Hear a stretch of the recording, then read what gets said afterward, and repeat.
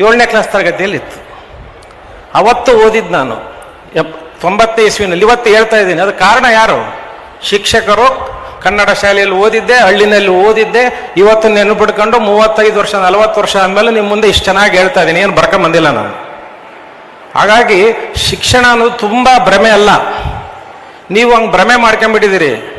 ನೀವು SLC pass, PUC fail, ನಿಮ್ಮ ಮಕ್ಕಳು ನೀಟ್ ಓದಬೇಕು, 90% ಬರಬೇಕು. ಹೆಂಗೆ ಸಾಧ್ಯ? ಓದಿಸಿ ಮಕ್ಕಳನ್ನ 90% ಬರಬೇಕು, 95% ಬರಬೇಕು ಅಂತ ಹೇಳಿ ಭ್ರಮೆಗೆ ಹೋಗಬೇಡಿ. ನೀವು ಫೇಲ್ ಆಗಿದ್ರು ಕೂಡ ಒಳ್ಳೆಯ ಶಿಕ್ಷಣ ಕಲಿಸಿ, ಮನೆಯಲ್ಲಿ ಒಳ್ಳೆಯ ಒಂದು ಸಂಸ್ಕೃತಿಯ ಸಂಸ್ಕಾರ ಕಲಿಸಿ, ಮಕ್ಕಳು ಎಷ್ಟು ಚೆನ್ನಾಗಿ ಓದ್ತಾರೆ ಅಷ್ಟು ಓದಲಿ. 40-50% ಬಂದರೆ ಯಾರು ದಡ್ರಲ್ಲ. 40-50% ಯಾರು ದಡ್ರಲ್ಲ. ನನ್ನ ಹತ್ರ ಬರ್ತಾ ಇರ್ತಾರೆ ಭಾಳ ಜನ. ನಾನು ಒಂದು ಸಣ್ಣ ಉದಾಹರಣೆ ಹೇಳ್ತೀನಿ. ನಮ್ಮ ಗುರುಗಳು ಭರಮಸಾಗರದಂಥ ಒಬ್ಬ ಭಕ್ತರ ಮನೆಗೆ ಬರ್ತಾರೆ. ಬಂದಾಗ ಅವರು ಯಜಮಾನ್ರು ಹೇಳ್ತಾರೆ, ಎಷ್ಟು ಜನ ಮಕ್ಕಳು ಅಂತ ಸ್ವಾಮೀಜಿಗಳು ಕೇಳಿದಾಗ 3 ಜನ ಮಕ್ಕಳು. ಏನು ಮಾಡ್ತಾ ಇದ್ದಾರೆ? ಒಬ್ಬರು ಮೆರಿಟ್ ಸ್ಟೂಡೆಂಟ್, ಡಾಕ್ಟ್ರು ಓದಿದ, ಅವ್ರು ಡಾಕ್ಟ್ರಿನ ಮದುವೆದ, ದಾವಣಗೆರೆಯಲ್ಲಿ MCC ಬ್ಲಾಕಲ್ಲಿ ಅವರಿಬ್ಬರು ತಂದೆ ತಾಯಿ ಟೀಚರು. ಅವರು ಈಗ ಫಾರಿನ್ನಲ್ಲಿ ಇಬ್ಬರು ಡಾಕ್ಟರ್ ಆಗಿದ್ದಾರೆ. 2ನೇ ಮಗ ಚೆನ್ನಾಗಿ ಓದಿದ, ಅವನು ಒಳ್ಳೆ ಆಫೀಸರ್ ಆದ. ಅವನ ಹೆಂಡತಿ ಕೂಡ ಅವರು ಒಳ್ಳೆ ಬಿಸ್ನೆಸ್ ಮ್ಯಾನ್ ದಾವಣಗೆರೆ ಮಂಡಿಪೇಟೆನಲ್ಲಿ. ಅಯ್ಯಮ್ಮ ಅವರು ಬೆಂಗಳೂರಲ್ಲಿ ಕೆಲಸ ಮಾಡ್ತಾ ಇದ್ದಾರೆ. ಮುಗೀತು. 3ನೇ ಮಗನ ಸುದ್ದಿ ಮಾತಾಡೋದೇ ಅಲ್ಲ. ಸ್ವಾಮೀಜಿಗಳು ಕೇಳ್ತಾರೆ, ಇವನು ಯಾರು ಮತ್ತೆ ಅಂತೇಳಿ. ಇಲ್ಲ, ಅವ್ನು 3ನೇ ಮಗ. ಅದು ಏನು ಮಾಡಿದ?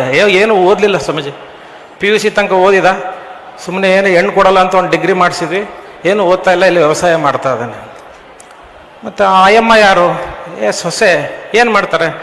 ಚನ್ನಗಿರಿ ಕಡೆ ಎಲ್ಲ ವ್ಯವಸಾಯ ಮಾಡ್ತಾರೆ ಸ್ವಾಮೀಜಿ, ಮನೆಯಾಗಿದ್ದಾರೆ ಅಂತ. ನಮ್ಮ ಮನಸ್ಥಿತಿ ಹೆಂಗಿದೆ ನೋಡಿ. ಡಾಕ್ಟ್ರು ಅವರ ಟೀಚರು, ಅವ್ರದ್ದು ಹೇಳ್ತಾ ಇದೀವಿ, ಅವ್ರ ಟೀಚರ್ದು ತಂದೆ ತಾಯಿ ಅಂತ. ಒಬ್ಬ ಆಫೀಸರು, ಅವ್ರ ತಂದೆ ಬಿಸ್ನೆಸ್ ಮಾಡ್ತಾರೆ ಅಂತ ಹೇಳ್ತಾ ಇದ್ದೀರಿ. ಇವರು 3ನೇ ಮಗ 10 ಎಕರೆ ತೋಟ ಇಟ್ಕೊಂಡಾನೆ. ಅವನ ಹೆಂಡತಿ ಚನ್ನಗಿರಿಯಲ್ಲಿ ಮದುವೆ ಆಗಿದ್ದಾರೆ, 20 ಎಕರೆ ತೋಟ ಇದೆ. ನಮ್ದು ಎಲ್ಲ ಸ್ಯಾಲ್ರಿ ಸೇರ್ಸಾರೆ ಅಷ್ಟು ದುಡಿತಾರೆ ಗಂಡ ಹೆಂಡತಿ ಅವರು. ಅದ್ರ ಬಗ್ಗೆ ತಂದೆ ತಾಯಿ ಹೇಳೋದೇ ಇಲ್ಲ, ಅದ್ರ ಬಗ್ಗೆ ಹೇಳಂಗೆ ಇಲ್ಲ. ಅವ್ರು ಬರೀ ಅವ್ರದ್ದೇ ಹೇಳ್ತಾರೆ. ಬಟ್ ಕೊನೆಗೆ ನಿಮ್ಮನ್ನು ಯಾರು ಸಾಕ್ತಾರೆ ಅಂತ ಸ್ವಾಮೀಜಿ ಕೇಳ್ತಾರೆ. ಆ ಫಾರಿನ್ನಾಗಿರೋ ಏನಾರು ಸಾಕ್ತಾ ಇದ್ದಾರಾ? ಬೆಂಗಳೂರಿಗೆರೆ ಯಾರು ಸಾಕ್ತಾ ಇದ್ದಾರೆ? ಯಾರಿಲ್ಲ ಸ್ವಾಮೀಜಿ, ಇವನೇ ಸಾಕ್ತಾನೆ ಅಂತೇಳಿ. ನಾವೇನು ತಿಳ್ಕೊಂಡ್ಬಿಟ್ಟಿದ್ವಿ, ನೀವೆಲ್ಲ ಇಲ್ಲಿ ಇದ್ದೀರಿ ತಂದೆ ತಾಯಿಗಳು. ಮಗ ನೌಕರದಾರ ಆದರೆ ಹೆಮ್ಮೆ, ಮಗ ಡಾಕ್ಟರ್ ಆದರೆ ಹೆಮ್ಮೆ, ಮಗ ಇಂಜಿನಿಯರ್ ಆದರೆ ಹೆಮ್ಮೆ ಅಂತ ನಿಮಗೆ ಭ್ರಮೆ ಇದೆ. ಮುಂದೆ ಒಂದು ಸ್ವಲ್ಪ ದಿವಸದಲ್ಲಿ ಒಂದು ಕಾಲ ಬರುತ್ತೆ, ಏನಾದರೂ ನಿಮ್ಮ ಮಕ್ಕಳು ಏನು ಮಾಡ್ತಾ ಇದ್ದಾರೆ ಅಂದರೆ, ಸ್ವಾಮೀಜಿ ನಮ್ಮ ಮಕ್ಕಳು ನಮ್ಮನ್ನು ಸಾಕ್ತಾ ಇದ್ದಾರೆ ಅಂದ್ರೆ ಮಾತ್ರ ಗೌರವ ಇವತ್ತು ಸಮಾಜದಲ್ಲಿ ಬರುತ್ತೆ. ಇದು ಶತಸಿದ್ಧ. ಆ ಒಂದು ಹಿನ್ನೆಲೆಯಲ್ಲೇ ಇವತ್ತು ಗುರುಗಳು ರೈತರಿಗೆ ಅನುಕೂಲವಾಗುವಂತೆ ನೀರನ್ನು ಬಿಟ್ಕೊಟ್ಟಿದ್ದಾರೆ. ಎಲ್ಲ ಕೆರೆಗಳಿಗೂ ನೀರು ಬಿಟ್ಟಿದ್ದಾರೆ. ಯಾವ ಉದ್ದೇಶಕ್ಕೆ ಅಂದರೆ, ಮುಂದೆ ಒಂದಿನ ರೈತರಿಂದನೇ ನಡೀಬೇಕೆಲ್ಲದು. ಇವತ್ತೇನೇ ಆಗಲಿ, ನನ್ನ ಎದುರಿಗೆ ಭಾಳ ಜನ ಬರ್ತಾರೆ. ಉದಾಹರಣೆ, ಇದು ಭ್ರಮೆಯಿಂದ ಹೇಳ್ತಾ ಇಲ್ಲ, ನನ್ನ ಜೊತೆ ಬರ್ತಾರೆ ಡೈಲಿ ನನ್ನ ಹತ್ರ. ಸೀನಿಯರ್ ಸಿಟಿಜನ್ ಕೇಸ್ ತಗೊಂಡು, ಹಿರಿಯ ನಾಗರಿಕರ ಕೇಸು. ಈ ಒಂದು ವಾರದಿಂದ ಬಂದಿದ್ರು. ಏನು ಕೆಲಸ ಮಾಡ್ತಾಯಿದ್ರು? ನಾನು ಟೀಚರು. ಮಕ್ಕಳೇನು 2 ಎಂಪ್ಲಾಯ್ಸ್ ಇದ್ದಾರೆ. ಎಲ್ಲಿದ್ದಾರೆ? ಒಬ್ಬರು ಬೆಂಗಳೂರಲ್ಲಿದ್ದಾರೆ, ಒಬ್ಬರು ಟೀಚರ್ ಇದ್ದಾರೆ. ನಾನು ಮಿಸ್ ಆಗಿ ನನ್ನ ಮಕ್ಕಳಿಗೆ ಆಸ್ತಿ ಬರ್ಕೊಟ್ಬಿಟ್ಟೆ. ಈಗ ನಾನು ನೋಡ್ಕೊಳ್ತಾ ಇಲ್ಲ, ನನಗೆ ವಾಪಸ್ ಆಸ್ತಿ ಕೊಡಿ. ಕೇಳಿದೆ ನಾನು, ಯಾಕೆ ವಾಪಸ್ ಆಸ್ತಿ? ಇಲ್ಲ, ನನ್ನ ಮಕ್ಕಳ ಮೇಲೆ ನಂಬಿಕೆ ಇತ್ತು ಸರ್, ನಾನು ಟೀಚರ್ ಅಲ್ಲ, ಪೆನ್ಷನ್ ಬರ್ತಾ ಇತ್ತು, ಕೊಟ್ಬಿಟ್ಟಿದ್ದೀನಿ, ಈಗ ತುಂಬ ಕಷ್ಟ ಆಗ್ತಾ ಇದೆ, ವಾಪಸ್ ಆಸ್ತಿ ಕೊಡಿ ಅಂತ. ಇಂಥವು ದಿನೇ ನನಗೆ ಕೆಲಸ ಬರ್ತಾ ಇದ್ದಾವೆ. ಈಗ 1 ವರ್ಷ 6 ತಿಂಗಳಾಯ್ತು ನಾನು ಜಿಲ್ಲಾಧಿಕಾರಿ ಆಗಲಿ, ಒಂದು ಕೇಸು ರೈತರ ಕೇಸ್ ಬಂದಿಲ್ಲ. ನನ್ನ ಮಗ ರೈತ ಇದ್ದಾನೆ, ನನಗೆ ಆಸ್ತಿ ಕೊಡ್ತಾ ಇಲ್ಲ, ನಾನು ಸಾಕ್ತಾ ಇಲ್ಲ ಅಂತ ಒಂದು ಕೇಸು ಬಂದಿಲ್ಲ. ಇದು ಯಾವುದೋ ಒಗ್ಗಳಿಕೆಗೆ ಹೇಳೋದಿಲ್ಲ. ನಾನು ಇಲ್ಲಿ ಹಳ್ಳಿಯಿಂದ ಬಂದಿರತಕ್ಕಂಥನು. ನಾನು ಕೂಡ ನಂದು ಹೊಲ ಇದೆ, ತರಕಾರಿ ಬೆಳಿತೀನಿ, ಅಡಿಕೆ ಬೆಳಿತೀನಿ, ಇಲ್ಲೇ ಕಾಲೇಜಲ್ಲಿ ಓದಿದ್ದೀನಿ, ಮಠದ ಋಣದಲ್ಲಿದ್ದೀನಿ. ಹಾಗಾಗಿ ಹೇಳ್ತಾ ಇದ್ದೀನಿ, ಇವತ್ತು ಸಂಸ್ಕೃತಿ ಸಂಸ್ಕಾರಗಳನ್ನು ತಂದೆ ತಾಯಿಗಳು ತಿಳಿಬೇಕು. 95% ಅಲ್ಲ, 100% ಅಲ್ಲ, ಬರೀ ನೀಟ್ ಅಲ್ಲ, IAS ಅಧಿಕಾರಿ ಅಲ್ಲ ಇಂಪಾರ್ಟೆಂಟು. ನಿಮ್ಮ ಮಕ್ಕಳು ಉತ್ತಮ ನಾಗರಿಕರಾಗಬೇಕು. ಆ ನಾಗರಿಕರಾಗಿ ಏನು ಬೇಕು? ಇಂತಹ ಒಂದು ಸಭೆ ಸಮಾರಂಭಗಳು, ಒಳ್ಳೊಳ್ಳೆಯ ಆಧ್ಯಾತ್ಮಿಕ ಚಿಂತನೆಗಳನ್ನು ಮಕ್ಕಳಲ್ಲಿ ತುಂಬಿ, ಅವಾಗ ನಿಮಗೆ ಒಳ್ಳೆಯದಾಗುತ್ತೆ ಅಂತ ಹೇಳ್ತಾ ಒಂದು ಸಣ್ಣ ಕಥೆಯನ್ನು ಹೇಳಿ ನಾನು ಮುಗಿಸ್ತೇನೆ.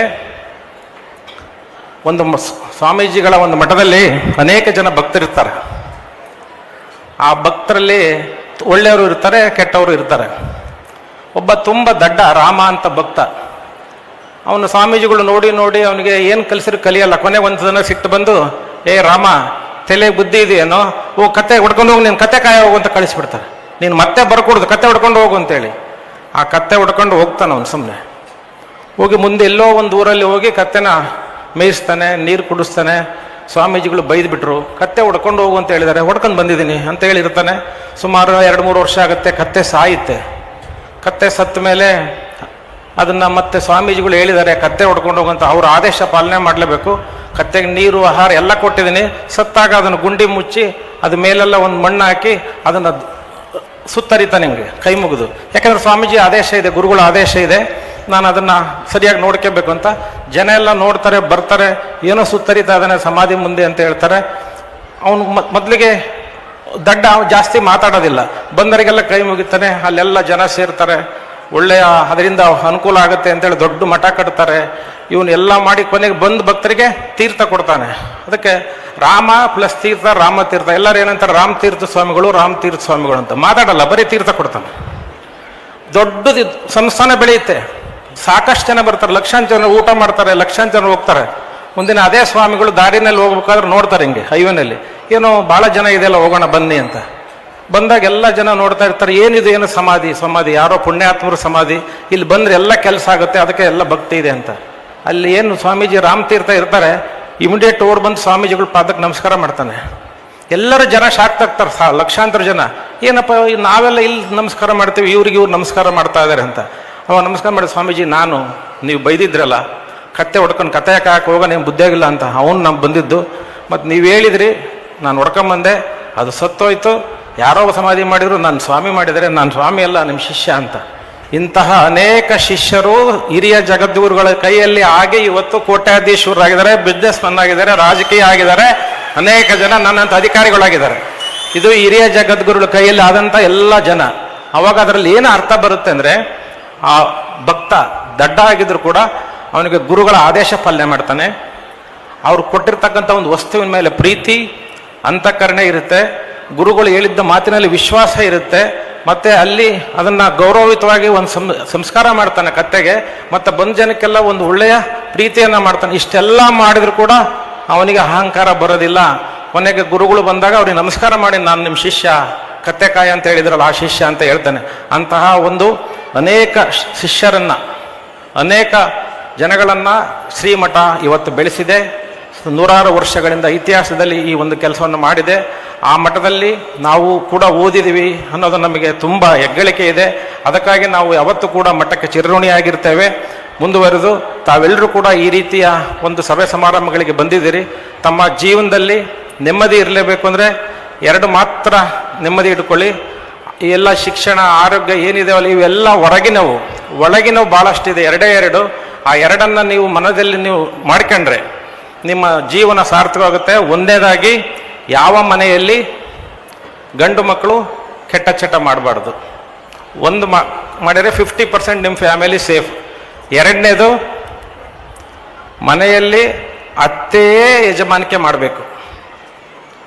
ಒಂದು ವೇಳೆ ಅತ್ತೆಗೆ ವಯಸ್ಸಾಗಿದ್ದರೆ ಸೊಸೆ ಯಜಮಾನಿಕೆ ಮಾಡಬೇಕು. ಯಾವುದೇ ಕಾರಣಕ್ಕೂ ಮನೆ ಮಗಳು ಯಜಮಾನಿಕೆ ಮಾಡಬಾರ್ದು. ಮನೆ ಮಗಳು ಯಜಮಾನಿಕೆ ಯಾವಾಗ ಮಾಡ್ತಾರೆ, ಅವತ್ತು ನಿಮಗೆ ಮನೆಯಲ್ಲಿ ಸಂಪೂರ್ಣವಾಗಿ ಸಂಸಾರ ಹಾಳು. ಈಗೇನು ಡಾಕ್ಟರ್ ಹೇಳಿದಾರಲ್ಲ, ಕಣ್ಣು ಹೋಗ್ತವೆ, ಕಿವಿ ಹೋಗ್ತವೆ, BP, ಶುಗರು ಏನು ಬರಬಾರ್ದು ಎಲ್ಲ ಬರುತ್ತೆ.